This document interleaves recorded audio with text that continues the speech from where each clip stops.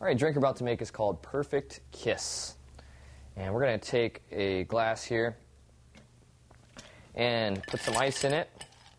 And then we're going to throw a half of a strawberry on there and then bury it in the ice. Now if you have crushed ice here, it works a little bit better, but no worries if you don't. Let's measure out 1 ounce of white rum. And we'll follow that up with 1 ounce of peach schnapps.